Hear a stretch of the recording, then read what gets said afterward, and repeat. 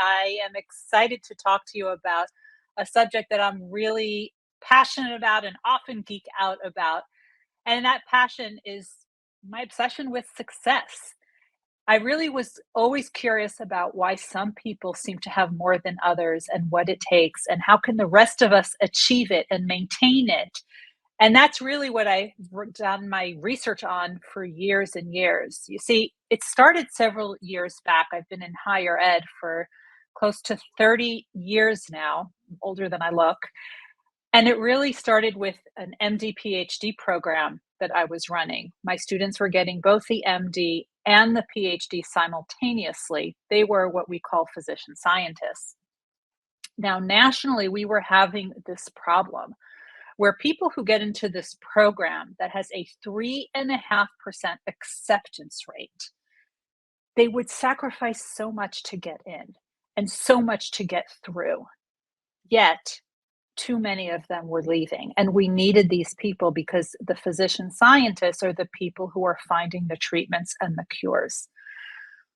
But they were leaving, and it was a national problem for decades. And what do academics do? We write articles about it, and we've done that. And we wrote books about it. And it was the topic of conversation at every national meeting. The National Institutes of Health even created a task force to look into this problem. And year after year, I was listening to these conversations and getting more and more frustrated that the needle hadn't moved. People were leaving, and we were having a really hard time retaining those who were staying and really lifting them up to the next level. Now, as everyone was talking about those who were leaving, I was more interested in those who were staying.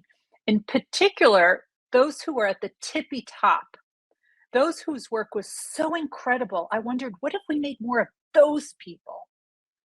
Wouldn't they make up for more than those who were leaving? Wouldn't their productivity more than make up for that? So at the age of 43, while working full time, I went back to school to study that. And my research started with physician scientists, but it over the years has extended to Olympic champions and Nobel Prize winners and astronauts and senior political figures and CEOs to figure out what has made them so successful. And I realized that all of them do four things in common. Now, these are not habits because we cannot copy other people's habits. You heard wake up at 4 a.m., you'll get so much accomplished. No, not if you're a night owl and you didn't go to bed till 2 or 3 o'clock in the morning. You're not going to wake up at 4 or 5 and be productive. So you cannot copy people's habits, but you can emulate their mindsets. And that's really what I was seeking to do, to figure out what these common mindsets are. And I found them, and there's four of them. So buckle up, here we go. The first one that they all have in common is that they had tapped into what we call in adult learning intrinsic motivation. It's that fire within their belly, where they're doing it for themselves. It's not for the diplomas, the recognitions, the bonuses, the promotion. That is extrinsic motivation. That's when other people are judging us. And I don't know about you, but I find it very hard to stay motivated when I'm always doing it for someone else or something else. But when it comes from within, there is little that you can do to extinguish that fire. So tap into your intrinsic motivation, and you will see there's actually research out of the Mayo Clinic that shows that when you're able to do that for just 20% of the time, you actually decrease your rate of burnout and you increase your productivity. Now, the second thing is the work ethic, the perseverance, the grit, the resilience, whatever you want to call it. Really, it's about how high achievers approach challenges. See, they never question if they will overcome a challenge. They know they will. Instead, they focus on how. What is the strategy I haven't thought of yet? Because they know they will overcome the challenge. Because high achievers, they fear not trying more than they fear failing. They're okay with failing. Failing is data. They take that and figure out how to improve, but not trying is not an option for them. And in the book, The Success Factor, I talk about Dr. Peggy Whitson. She is an American astronaut.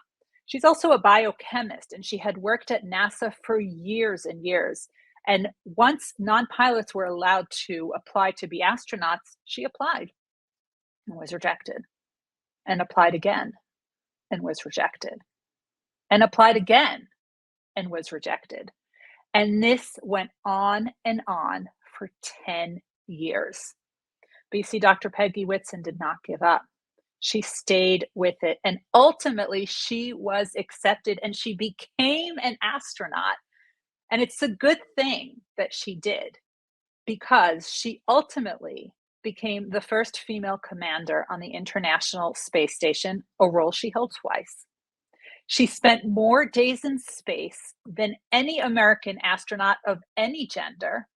And ultimately, this astronaut, who was turned down for 10 years, ultimately became NASA's chief astronaut, in charge of all the astronauts, because Dr. Peggy Whitson never questioned if she would become an astronaut.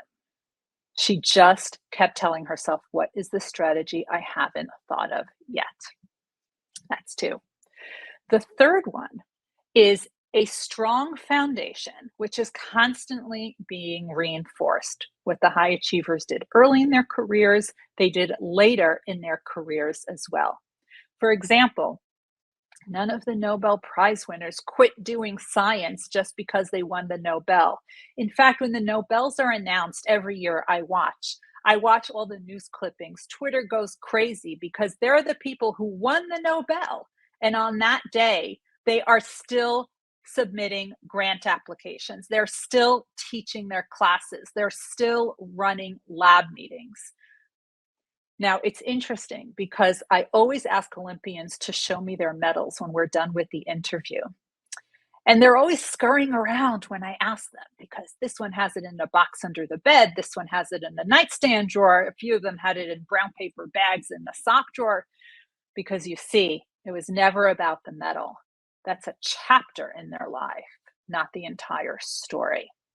But it's always about going back to the basics. So one of the stories I share in The Success Factor is of Neil Katyal.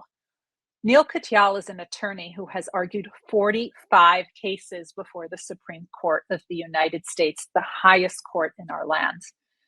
And he told me, in order to prepare for the case, there's always three things that he does. The first is that he creates a binder that has the answer to every possible question he might get asked. And he told me that he has never once opened that binder, even though there it is on the table right in front of him. Just preparing that binder prepared him for the case. The second thing that he does is that he holds moot courts. These are simulated court environments. Early on, he did 15 of them. Now he does 5 before each and every case. The point is, he's still doing them. He doesn't say, I've argued 45 cases before the Supreme Court. I don't need to do this anymore. No, he still practices the same way. And last but not least, if you are Neil Katyal's children, the night before the opening arguments for the Supreme Court of the United States, the night before your bedtime story becomes the opening arguments to that case. Because Neil Katyal says if a child can understand it, the court will understand it. And those are the same 3 things that he has done for each and every one of those 45 cases.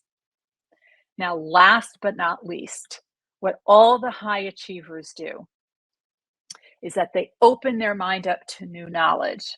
Now, we have all heard of the billionaires, Mark Cuban, Bill Gates, Warren Buffett. They are notorious for reading 3 to 8 hours a day. But it's not reading that made them billionaires. It's opening their mind up to new knowledge and making connections between 2 points that other people don't yet see. Now, they do it through the reading of books. But there are other ways that you can open your mind up to new knowledge. You can read articles. You can read the bulletins, such as the Rotman Bulletin that's coming out. You can watch YouTube. You can listen to webinars. You can go on LinkedIn Learning, listen to podcasts, go on Clubhouse. And all the high achievers talk to other people. In fact, they surrounded themselves with a team of mentors, people who believed in them more than they believed in themselves. And that is what all of the high achievers did. Those are the four things: their intrinsic motivation, their work ethic, perseverance, the way they pursue challenges, that strong foundation, which is constantly being reinforced, and their continuous learning through informal means. Those are the four that I discuss in the Success Factor and in the latest issue of the Rotman Bulletin. Thank you so much for joining me tonight.